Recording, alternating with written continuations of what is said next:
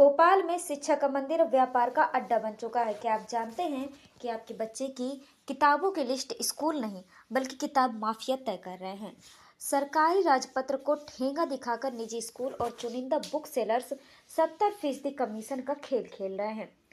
अभी हम निरंतर ये हमारी चौथी जनसुनवाई है और ये सिर्फ गुरुकुल वाले का जो हम लोगों ने एडुकल की जो ये डुप्लीकेट किताबें चला रहे हैं और लर्निंग हब की जो किताब पे कवर चढ़ा के 80 रुपये की किताब जिस पर 70% डिस्काउंट लेने के बाद 20 से 25 रुपये की किताब पे ये 80 रुपये की ऑन MRP की जगह 180।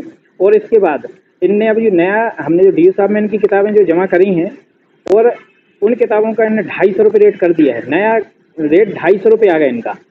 और अभी हमने जब DO साहब से मिला और इनका हमने सैंपल बताया कि आप डुप्लीकेट इन किताबें चला रहे हैं तो इन्होंने 3 दिन के अंदर वो आदेश जो इनने DO साहब ने निकाला था जो मेरे पास है, जो आदेश निकाला था कि लर्निंग हब की जो किताब पे इनने एडुकल के नाम से जो कवर चढ़ाया है वो डुप्लीकेट पाई गई है, इसको बैन किया है DO साहब ने। ये उनका आदेश है 16 फरवरी 2026 का।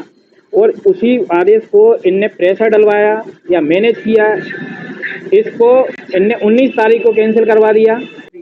एक बुक वालों का मामला सामने आया है, वो फर्जी तरीके से NCERT की बुकें बना करके मार्केट में सेल कर रहा है। कई बार शिकायतें हुई है, 3 महीने शिकायतें हो गई, उस पर अभी तक कोई कार्रवाई नहीं हुई है। क्या कर रही है? बुक एंड बुक का आपने अभी संज्ञान में डाला है तो अभी जो है मैं उस पर बात करके साथ अभिभावक इस सिंडिकेट के हाथों लुटते रहेंगे। मुख्यमंत्री और शिक्षा मंत्री से की गई इस बड़ी शिकायत पर देखिए हमारी खास रिपोर्ट।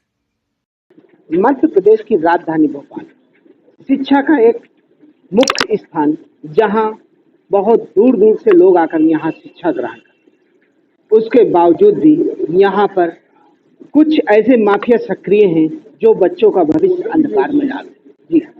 जी ये सत्य है। यहाँ कुछ नाम ऐसे सामने आए हैं जो NCERT के नाम पर बुकों को तैयार करते हैं और महंगे दामों में बेचते हैं। आज उसकी शिकायत लेकर जन सुनवाई में आए हुए हैं।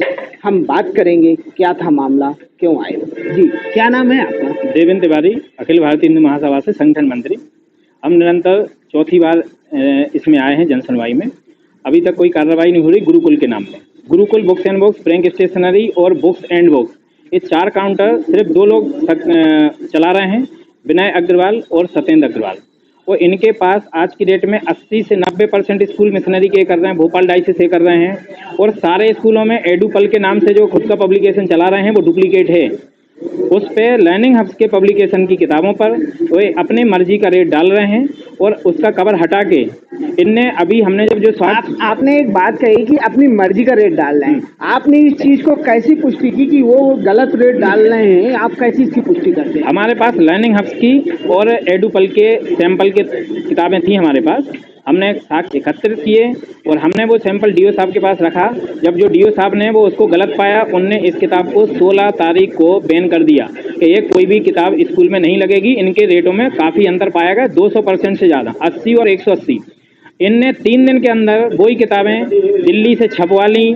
मतलब आप देखिए माफियागिरी कितनी भयंकर है कि इनने 3 दिन में किताबें छप के भी आ गई और DO में सबमिट हो गई। DO ने वो पास कर दी। 19 तारीख को DO साहब ने वो आदेश को निरस्त कर दिया कि ये निरंतर वही चलेगी। और मजे की बात देखिए कि इसमें ना 3 जो किताबें हमने जमा करी थी वही किताबें छपवाई इनने वापस।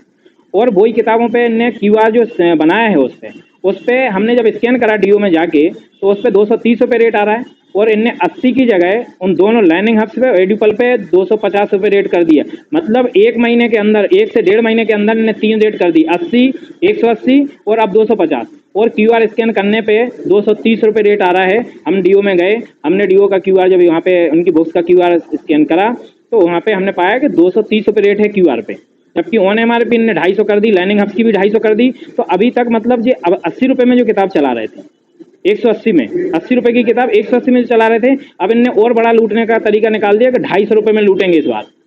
तो आपका कहना यह है कि जनता की जेब में लगातार डाका डाला जा रहा है, उनमें जो चीजें 100 की होनी चाहिए उनको जस्ट दोगुने रकम में, तिगुने रकम में बेची जा रही हैं। साथ में इसमें शासन की भी मिली भगत है, क्योंकि अगर निरस्त किया उसके बाद फिर वो पुनः अगर बहाल होती है तो इसमें कहीं ना कहीं शासन की कमी है।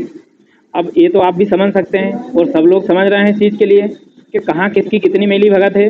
क्योंकि अगर बगैर मिली भगत तो ये ऐसा कर ही नहीं सकते कि आप 3 दिन बाद किताब छपवा के और डीओ में जमा कर देते हो, डीओ साहब अपना ही आदेश निरस्त करके और बहाल कर देते हैं उसको। आप खुद देखिए कि जो क्या चल रहा है। आप 80 रुपए की भी ऑन MRP जब इनके पास लर्निंग हब की किताब थी तो उस पर भी इनको 70% डिस्काउंट आ रहा था। तो 25-30 रुपए की किताब और आप उसको डुप्लीकेट किताब और उसको अब इन्हें 250 रुपए में बेच रहे हैं। तो कम से कम गुरुकुल वालों को, बुक्स एंड बुक्स वालों को इतनी तो शर्म आनी चाहिए। यार कितना लूटोगे जनता को? अब तो बस करो, 20 साल से निरंतर लूट रहे हो। भोपाल में ऐसी कितने पॉइंट इन्होंने बना के रखे हैं जहां से ये बुक सेल हो रही हैं? 4 से 5 पॉइंट हैं इनके। 5 पॉइंट इनने बना के रखे हैं, जबकि राजपत्र में आदेश है कि इसमें जो जितने स्कूल हैं उसकी 5 कम से कम 5 जगह किताब मिलनी चाहिए। तो इन्होंने क्या करा कि अपने ही 5 काउंटर डाल दिए। सिर्फ जनता को भ्रमित करने के लिए इन्हें अपने खुद के 5 काउंटर डाल दिए हैं, जबकि ये नियम के विरुद्ध हैं। और अभी तक भी इनके स्कूलों की लिस्टें जमा नहीं हुई, डीओ में इनका माल आ गया है। इनके गोदामों पे ना कम से कम माल आ चुका है और पूरे मतलब डुप्लीकेट माल आ चुका है NCERT का, और ये टोटल NCERT डुप्लीकेट बेचते हैं। तो इस पे भी शासन को थोड़ा ध्यान देना चाहिए और इनके गोदामों पे छापे पड़ना चाहिए कि कितना डुप्लीकेट क्यों बेच रहे हैं। इनको तो ओरिजिनल किताब बेचनी चाहिए अगर इतना। आप कितने समय से शिकायत कर रहे हैं और इसमें आपने कहाँ कहाँ पर किया था? हम पिछले 3 महीने से कंटिन्यू काम कर रहे हैं इसके लिए। हमने शिक्षा मंत्री जी के पास भी दिया है, हमने कलेक्ट्रेट में भी दिया है, जनसुनवाई में दिया है, मुख्यमंत्री निवास पे भी दिया है और लोकायुक्त में भी दिया है। हमें सब जगह दिया है। अब निरंतर कुछ कार्रवाई नहीं हो रही, तो आखिरी हमारे पास अब यही बचता है कि हम कलेक्टर साहब से परमिशन लें और भूख हड़ताल पे परिवार के साथ बैठें, क्योंकि ये लोग तो किसी चीज़ के लिए सुधरने का नाम ले ही नहीं रहे। आपने जिन लोगों के नाम लिए हैं, क्या उनके कनेक्शन कहीं सत्ता से जुड़े हुए हैं क्या? बगैर सत्ता के जुड़े ये काम नहीं हो सकते। सत्ता में जुड़े होंगे तब तो 3 दिन में आदेश कैंसिल करवा दिया। नहीं तो आप एक आम आदमी यहाँ पे 6-6 महीने से, हम जैसा आदमी 3 महीने से कंटिन्यू आ रहे हैं, कोई सुनवाई नहीं हो रही है। सामने वाले की 3 दिन में सुनवाई हो रही। तो अब आप खुद समझ सकते हैं इस चीज़ के कहाँ कहाँ तार जुड़े हुए हैं इनके। तो सुना आपने, शिक्षा के नाम पर लोगों की जेब में सिर्फ डांका पड़ रहा है। 25 रुपए वाली बिक 80 की, 80 वाली 250 की, एक बड़ा अमाउंट है जो कि लगातार लोगों की जेब से निकलकर एक पुस्तक माफिया की जेब में जा रहा है और प्रशासन उस पर मौन है। प्रशासन के साथ क्या उस विभाग के मंत्री भी मौन हैं? आखिरकार ये कार्रवाई क्यों नहीं हो रही? जांच क्यों नहीं हो रही? निरस्ती के बाद पुनः बहाली किस बेस पे की गई, ये एक जांच का विषय है। देखते रहिए ये न्यूज। भोपाल से चंद्रप्रकाश द्विवेदी की रिपोर्ट।